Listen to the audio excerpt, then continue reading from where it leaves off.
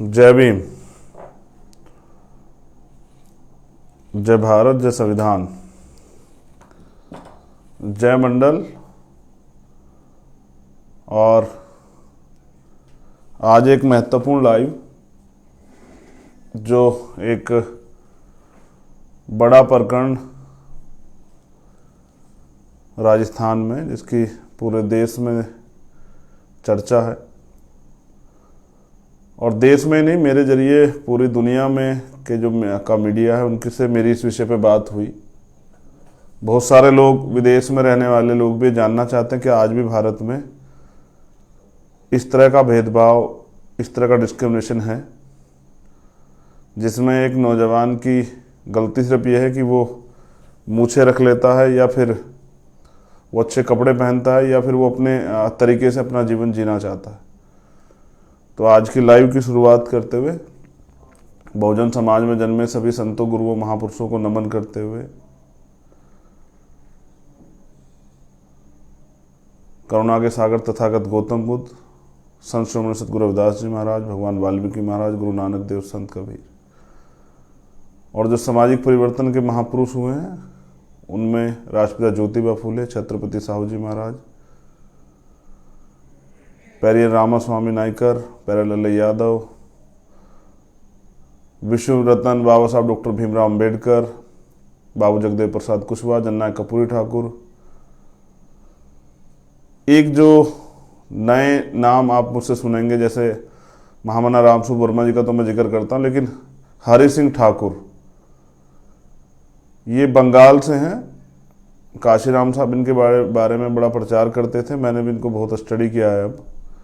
और शिक्षा के लिए, शोषित वर्ग के को एजुकेशन के लिए एक बड़ा काम इन्होंने किया है, इनके बेटे ने। तो इनको भी पढ़ना जरूरी है, महापुरुष हैं। मान्यवर साहब श्री काशीराम, मान्यवर दीना भाना वाल्मीकि साहब और अन्य जो महापुरुष समय समय पे जन्मे हैं, जिन्होंने इस देश की आज़ादी के लिए बलिदान दिया।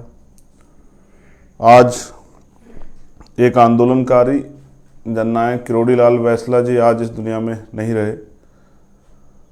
मैं तथागत बुद्ध से प्रार्थना करता हूँ कि उनके परिवार को ये दुख सहने की जो है क्षमता प्रदान करें। बड़ा कठिन है आंदोलन से नेता पैदा होना, और उस नेता का सुरक्षित रहना, और उस नेता के जरिए समाज के हितों की रक्षा होना। तो पाली में भाई जितेंद्र मेघवाल जी की हत्या हुई और मैं खुद वहाँ गया था। पुलिस ने कार्रवाई की, कुछ जो लोग, जिन लोगों ने हत्या की थी उनको उठाया, हमारी कुछ मांगे भी थी। समाज में बड़ा आक्रोश है क्योंकि जितेंद्र मेघवाल भाई जो हैं वो बड़े मिलनसार थे, तमाम लोगों में उनका सम्मान था, प्यार करते थे लोग उनसे। तो आज के लाइव में विशेष क्या है? पहली बात विशेष ये है कि जो मांगे थी वो नहीं मानी गई है। जो समाज ने मांगों की अपील की थी उनको हमें शायद कमज़ोर आंक के उन मांगों को अस्वीकार किया गया, उन पर ध्यान नहीं दिया गया। जैसे हमारी मांग थी कि परिवार को मुआवजा दिया जाए, प्लस परिवार के एक व्यक्ति को सरकारी नौकरी दी जाए। वहाँ की कुछ बातें और आपसे शेयर करूँगा, लेकिन ये कोई बड़ी मांग नहीं थी और ये जायज़ मांग थी, क्योंकि जितेंद्र मेघवाल हत्या का जिम्मेदार नहीं था कि उस अधिकारी नहीं था कि उसकी हत्या की जाएगी। जब एक परिवार अपने बच्चे को पाल पोस के बड़ा करता है, उसके साथ उस परिवार के सपने होते हैं, और वो सपने सिर्फ वो लड़का या वो बेटी और बेटा नहीं देखता है, उसका परिवार भी देखता है। उसकी बहन, उसकी माँ, उसकी भाभी, उसके पिता, उसके ताऊ, उसके चाचा, सब लोगों के सपने होते हैं कि ये बेटा जिसको हमने पाल कर तैयार किया, सब लोगों से जुड़ा होता है। एक ज़िंदगी बड़ी लंबा समय होता है पैदा होने के बाद, और जब आप एक यंग नौजवान हो जाते हैं 24-25 साल के, 30 साल के, तो एक लंबा समय बीतता है, एक लगाव होता है। सब लोगों को ये विश्वास होता है कल ये आदमी तरक्की करके आगे बढ़ के हम लोगों के जीवन में बदलाव करेगा, और उस बदलाव को कोई सिर्फ किसी जातीय दम में या और किसी अन्य कारण से उसकी हत्या कर देता तो उस परिवार पे क्या बीतती है। हमारी जो मांगे थी वो जायज़ मांगे थी, क्योंकि किसी को अधिकार नहीं कि वो किसी की हत्या कर दे। और फिर सरकार यही है कि सरकार काम होता है कि पीड़ितों की सुनवाई करे। तो आंदोलन इंतजार करके सरकार के आंदोलन तय किया गया। आंदोलन 2 तारीख से शुरू होगा। एक जो इम्पोर्टेंट जानकारी मुझे देनी थी, क्योंकि राजस्थान के साथी भी जुड़ रहे हैं, सुन रहे हैं, तो मैं 2 तारीख से आंदोलन शुरू होगा साथियों, मैं 3 तारीख में आऊँगा। किन्हीं कारणों से मैं 2 तारीख में नहीं आ पा रहा हूँ। मैं 3 तारीख में सुबह वहाँ पहुँचूँगा। मैं आपसे अपील करता हूँ कि 2 तारीख को आप आंदोलन शुरू कर दें। और ये आंदोलन ऐसा नहीं है, अब हमने तय किया है कि अगर हम अपने परिवार को न्याय नहीं दिला पाए तो हमारे संघर्ष करने का कोई फायदा नहीं, तो हम लोग आके वहीं बैठेंगे।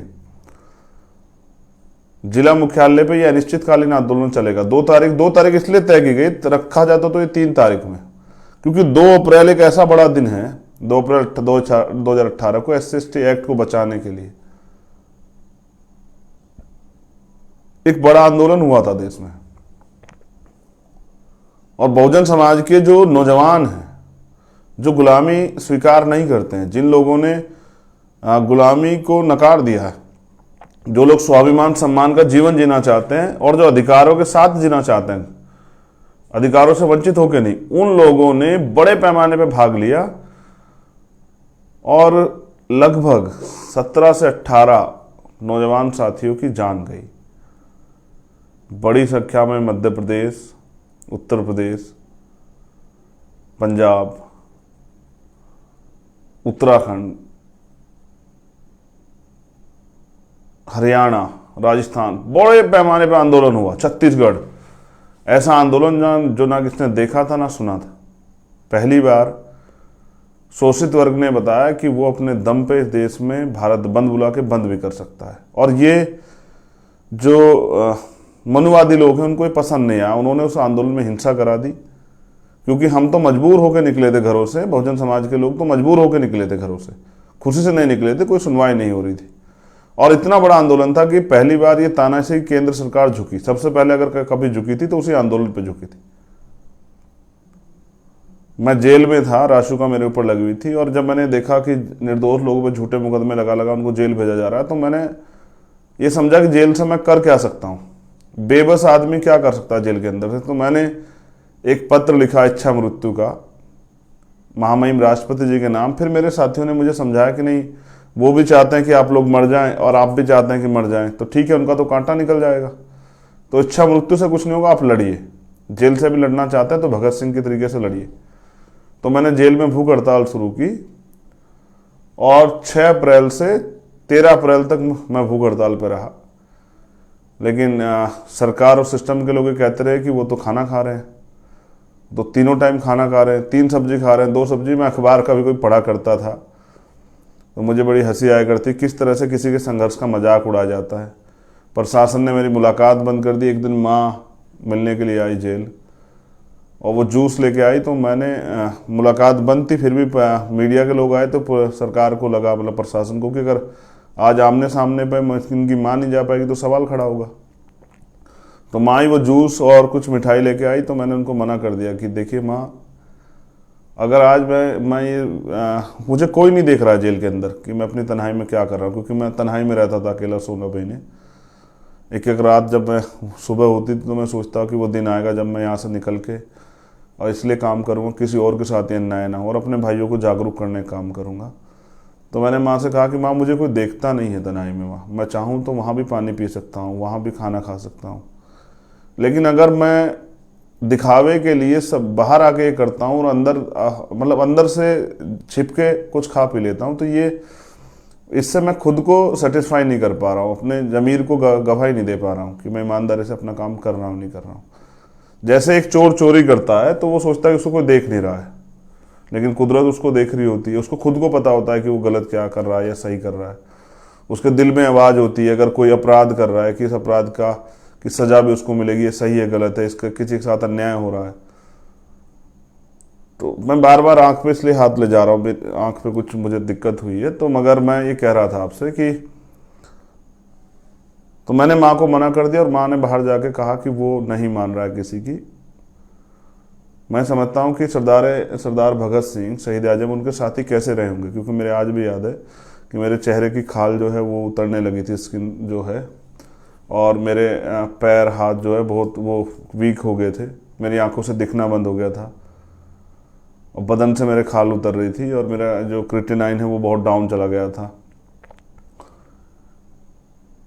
14 अप्रैल को बाबा साहब की जयंती में मेरे बड़े भाई मेरे पास आए मिलने के लिए और उन्होंने मुझसे 2 बातें शेयर की।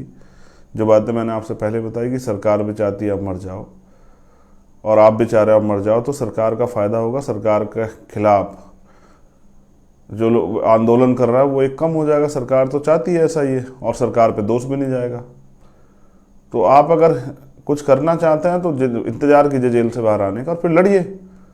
ये क्या बात हुई कि भैया आप यहीं जेल में रहते मरना चाहते हैं? तो मेरी वो बात समझ में आई, अगर कोई समझाने वाला मिलता है, और मैंने स्वीकार किया कि भाई अब ये लड़ाई जेल से बाहर जाकर लड़े, और लड़ भी रहा हूँ मैं। तो इसलिए 2 अप्रैल एक बड़ा दिन है, एक बड़ा आंदोलन हुआ, इसलिए मैंने 2 अप्रैल से शुरुआत की है कि 2 अप्रैल से आंदोलन शुरू हो जाए।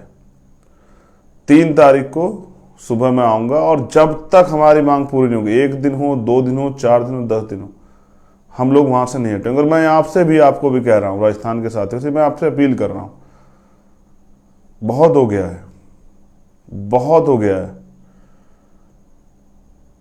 अब नहीं। अब जो साथी आएगा वो जाएगा नहीं जब तक हमारी मांग पूरी थी। इस हिम्मत के साथ आना है साथियों, भूखे प्यासे जैसे भी मिलेगा उसी सहारे रह के आंदोलन को आगे बढ़ाएंगे, लेकिन हम शांतिपूर्ण संवैधानिक रूप से आंदोलन चलाएंगे, लेकिन हम वो पाली डिस्ट्रिक्ट नहीं छोड़ेंगे। उस परिवार को हमने वादा किया न्याय दिलाने का, और एक कार्यकर्ता की, एक अम्बेडकरवादी की, एक बहुजनवादी की, एक संघर्षशील व्यक्ति की पहचान होती है, अगर उसने कुछ कहा तो उसको निभाए। तो ये मैंने तय किया है आप सब लोगों के सहयोग से, ये मेरे व्यक्तिगत बात है, इसलिए मैं की बात कर रहा हूँ। मैं जब वहां जाऊंगा तो हम अपनी बात करेंगे, लेकिन मैंने व्यक्तिगत तय किया कि जब तक हमारी मांग पूरी नहीं होगी मैं वहां से नहीं हिलूंगा। और मैं अपने साथियों से भी अपील करता हूं कि वो 2 तारीख को आ जाएं, लेकिन मैं 3 तारीख में आऊंगा और आंदोलन 3 तारीख से लगातार चलेगा। और ये अकेली मांग नहीं है, इसके साथ और भी मांगे हैं, जैसे 2 अप्रैल के मुकदमे वापसी, और साथी प्रयास कर रहे हैं, हम भी इस पर वो करेंगे, मुख्यमंत्री से बात करेंगे, सरकार से बात करेंगे। भाई हम आंदोलन कर क्यों रहे हैं? इसलिए कर रहे हैं कि अन्याय हो रहा है। अभी आपने देखा नहीं क्या हुआ, भाई मुकेश वाल्मीकि जी हैं, कैप्टन था, उनके बेटे के साथ जो मारपीट हुई है धौलपुर में विधायक द्वारा, और मैंने कल उनसे बात की, क्या नहीं बताया उन्होंने मुझे कितना अन्याय किया गया उस बच्चे के साथ। वो हमारे परिवार का बेटा, हमारा भाई है छोटा, उसके हाथ तोड़ दिए गए, उसकी 10 की 10 उंगलियां तोड़ दी गई, उसकी टांग तोड़ दी गई। महापुरुषों के आशीर्वाद से बच गया, वो तो उसको मरा हुआ छोड़ के गए थे। ये अन्याय हो रहा है राजस्थान में, ये इसी सरकार के लोग ये अन्याय कर रहे हैं, और ये अन्याय नहीं सहेंगे हम लोग, किसी भी कीमत पर नहीं सहेंगे।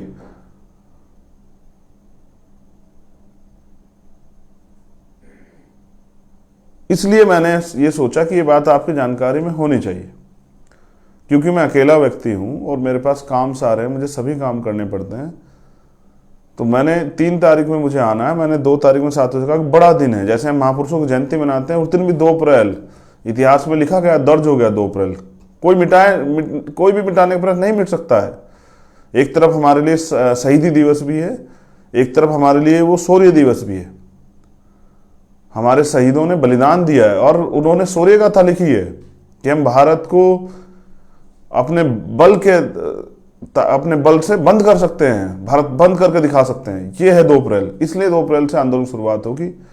और मेरी आपसे अपील है कि साथियों पहुंचना है, अगर आप इस गुलामी से मुक्ति चाहते हैं, जो अन्याय पाली में हो रहा है, जो मैंने आपको उस दिन बताया, और हम तो और मांगे हैं, हमारी अन्याय एट्रोसिटी तो होती रहेंगी, लेकिन ये तो बंद होनी चाहिए। लेकिन इसके अलावा भी शोषित वर्ग के लोग, वंचित वर्ग के लोग आगे कैसे बढ़े, उनको तरक्की के रास्ते कैसे मिलेंगे, इस पर भी बात करनी पड़ेगी मुख्यमंत्री को। भाई मुझे एक बात की जानकारी वहां लगी कि उस गांव में या उसके आसपास के गांव में अगर अन्याय हो रहा है उसका सबसे बड़ा कारण क्या है?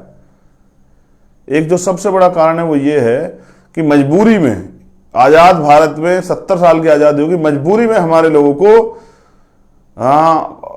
ताकतवर लोग क्या काम करना पड़ता है, क्योंकि एक जमीन नहीं है, कोई रोजगार नहीं है। देखो भाई, भाइयों के साथ कुछ होता है तो एक बार को मैं थोड़ा सा सोच लेता हूं कि भाई अभी हमारे लोग ताकतवर नहीं, लेकिन बहनों का अपमान ये नहीं बर्दाश्त हो सकता है। हमने अपने महापुरुषों को पढ़ा और हमारे महापुरुषों ने यही सिखाया। और फिर उस जवानी का क्या फायदा जिस जवानी में आप अपने समाज के हितों की रक्षा, अपने देश के हितों की रक्षा, अपने देश की असल जो है ताकत उसको ना दिखा पाओ। मैं भी घटनाओं पे जाने पे ज्यादा भरोसा नहीं रखता हूं, लेकिन जब अन्याय हो और अन्याय की पराकाष्ठा लिखी जाए, अन्याय की पीड़ा इतनी हो कि आपका शरीर जो है खौल उठे दर्द से, आपका लहू उबाल मारने लगे। और अभी आपने देखा नहीं क्या हुआ, कल एक पंचायत होती है, हजारों लोग इकट्ठे होते हैं और किस तरह की भाषा का प्रयोग करते हैं। कोई कहता है चंद्रशेखर की हत्या कर देंगे, कोई कहता है उसको घुसने कैसे दिया। भाई ये आजाद भारत है, ये मेरा भी देश है और हवा आजाद को किसी की परमिशन की जरूरत नहीं है सर। ये मैं एक वकील भी, अपने अधिकार भी जानता हूं और लाखों लोगों का नेतृत्व करता हूं। जिसने अपराध किया अगर उसके पक्ष में कोई खड़ा होता तो वो भी अपराधी। और कीजिए पूरा, मैं तो कह रहा हूं आपको पूरे जोड़ लगाइए, बचा के दिखाइए उनको फांसी होगी, हम लोग लड़ेंगे। तो इसलिए क्योंकि मैं अपनी बहनों से, जितेंद्र मेघवाल की 4 बहनें, मैं जब 4 बहनों से मिला तो उनसे वादा करके कि रोना मत, जब तक मेरे शरीर में लहू का एक आखिरी कतरा तब तक रोना मत मेरी बहनों। मेरा वादा है कि आपको न्याय मिलेगा। और न्याय सिर्फ जितेंद्र मेघवाल को न्याय के साथ साथ वो जो गुलामी सदियों से वहां चली उससे भी न्याय मिलेगा। इसलिए मैं 3 तारीख में आऊंगा। आपसे मेरा अनुरोध है कि 2 तारीख को आंदोलन शुरू कर दें और इस दमखम के साथ आए कि अब हम तभी लौटेंगे जब हमारी मांगे पूरी होंगी।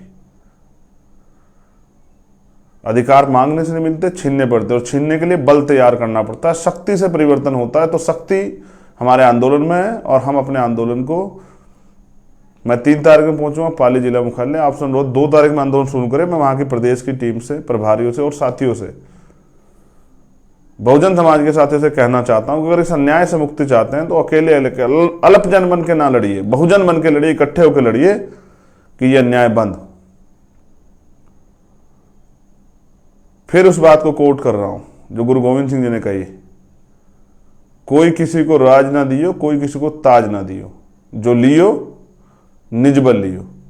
तो अधिकार मांगने से नहीं, लड़ना पड़ेगा, छीनने पड़ेंगे।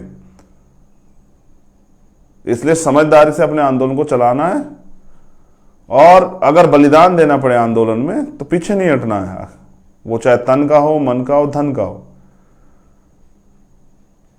क्योंकि आप अच्छे कपड़े पहनते हैं, अच्छी घड़ी पहनते हैं, चश्मा, इससे कोई फर्क नहीं पड़ता अगर आप आजाद नहीं हैं। आपको सिर्फ सांसों का लेना आजादी नहीं है। अगर आप अपनी तरह से नहीं जी सकते हैं, अपनी चीजों का जो आप चाहते हैं उन सपनों को पूरा नहीं कर सकते, तो ये गुलामी है। इसलिए मैं आपसे अपील करता हूं, आपका भाई चंद्रशेखर आजाद, 3 तारीख में आपसे मुलाकात होगी पाली हेडक्वार्टर पे, और आंदोलन चलेगा। और आंदोलन तब तक चलेगा जब तक हमारी मांगे नहीं पूरी होती। इसलिए मैं आपसे अपील करता हूं कि आप सब लोग भी जुटे और एक मजबूत आंदोलन पाली से शुरू हो, और उस आंदोलन के जरिए जो अन्याय हो रहा है पूरे उसमें राजस्थान में, ये पूरी दुनिया को पता लगना चाहिए कि कितना अन्याय और किस तरह का अन्याय, अन्याय की भी सीमा से भी नीचे जो अन्याय उसको कहा जाए, या अन्याय की पराकाष्ठा उसको कही जाए। कुछ तो ये भी बताया गया कि जो लोग जितेंद्र मेघवाल को न्याय दिलाने आए, उनके गांव में सामंतियों ने, ताकतवर लोगों ने उन लोगों का बहिष्कार कर दिया। यह है राजस्थान। अब बात करते हैं जातिवाद की। इनको लगता है कि भाई पंचायत करेंगे तो चंद्रशेखर डर जाएगा। इससे भी बड़ी पंचायत होगी, आप देखना पाली में। उससे भी बड़ी बात, जब जाति के नाम पे तुम अन्याय करते हो तब कुछ नहीं होता है, और अगर हम अपने हितों की रक्षा के लिए खड़े होते हैं तो तकलीफ होती है। करते क्यों ऐसा फिर? ये 1950 से पहला भारत नहीं है, ये आजाद भारत है। बाबा साहब के संविधान ने हमें बराबर की ताकत दी है, और इस अन्याय के खिलाफ लड़ना हमारे महापुरुषों ने, रहबरों ने हमें सिखाया है। तो पाली में आंदोलन शुरू होगा, 3 तारीख को मैं पहुंचूंगा, ये जानकारी थी। और वो आंदोलन तब तक चलेगा जब तक हमारी मांगें नहीं पूरी होती। जय भीम, जय भारत, जय मंडल, जय संविधान। आप सभी के लिए मंगल कामनाएं। और फिर आपसे कह रहा हूं, अगर आप सोचते हैं कि कोई आके आपकी किस्मत बदलेगा तो ये आपकी गलतफहमी है। अपने हिस्से की लड़ाई लड़नी पड़ेगी और उसके लिए मैदान में उतरना पड़ेगा। मुझे विश्वास है कि आप राजस्थान में इस मेरा और इस आंदोलन का मान रखेंगे, और आप ये बताएंगे कि हम यहाँ गुलाम और गुलामी का जीवन जीने के लिए पैदा नहीं हुए, सम्मान स्वाभिमान से जीने के लिए और अधिकारों के साथ जीने के लिए पैदा हुए हैं। 2 तारीख से आंदोलन शुरू होगा और 3 तारीख में आपसे मुलाकात होगी। जय भीम, जय मंडल, जय भारत, जय संविधान।